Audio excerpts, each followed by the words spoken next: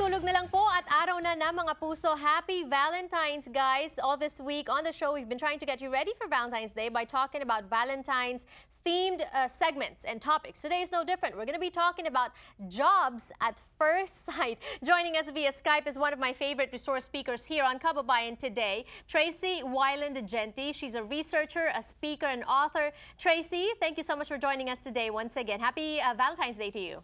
Thank you, Janelle. Happy Valentine's Day to you, too.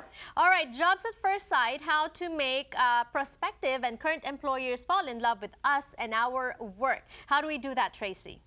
Well, if you're looking for a job, here's something easy. If you're going to interview, show up on time. You know, time is very important for people looking for jobs and people on the job because it means that you respect.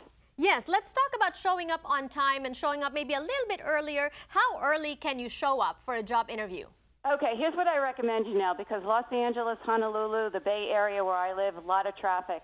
Try before the interview a path, time it, and get there early. And I recommend to get there between 15 to 20 minutes before your interview. And if you're too early, go to a coffee shop and review your notes. I think it's important that you show respect by being on time. Right. And another tip that you have for us is research the firm and the people you're interviewing with. Absolutely. You want to know who you're going to meet when you get to that interview. You should Google them, look at their LinkedIn profiles, and look at the company website. Know what they look like, know their jobs.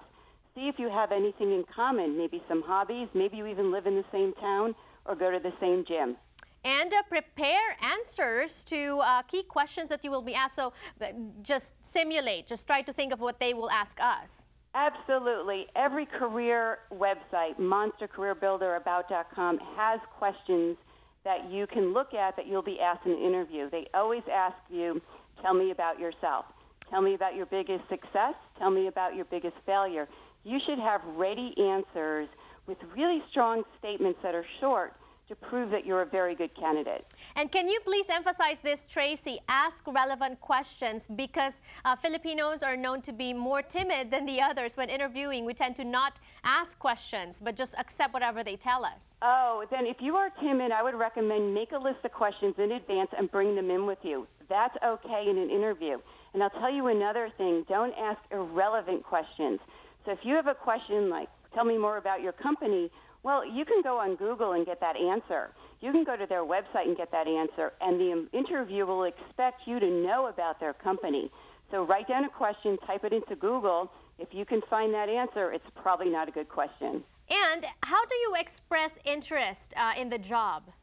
You know, Janelle, everybody forgets to ask for the job. That's before you leave, you should say, I enjoyed our conversation today. Thank you for having me here.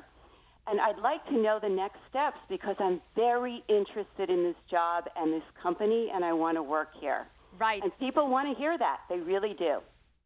Okay, love the tips. Now, when you're already in, for people that are, safe and secure in their jobs and they just want to impress their employers or supervisors perhaps, what are your 5 tips for us? Okay, I'm going to go back to that time thing because I'll tell you why, Janelle. In a recent survey, they found that 16% of employees show up for work late once a week, every week. There's nothing more irritating to a manager than to have people who show up not on time. It's a matter of respect, and I think it's good protocol to get into a habit of having very good skills and time management at work. And it's not just showing up, but showing up with a great attitude. Well, actually, in another survey by recruiting firms, they found that the main reason why new hires get fired isn't because they're not skilled or don't have aptitude. It's because they have a lousy attitude. So don't bring your emotions to work, your bad days, your, things happening in your personal life.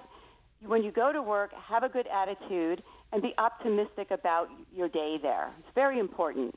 And also raise your hands, like volunteer for special assignments? Absolutely. Let's say that you're working in a retail store and someone is going on maternity leave in another department and they want someone to cover while she's out maybe for 3 months. Raise your hand for that job. It makes you look like you're engaged at work, you're a team player, and that you want to do things for the company. And at the same time, you'll learn some skills and you'll probably get an advanced network. Wonderful. Well, I say this over and over again. I love our interviews with Tracy because we learn a lot from her. Tracy, once again, thank you for joining us today. Thank you, Janelle. More power to you. When we return on the show, entertainment news, don't go away.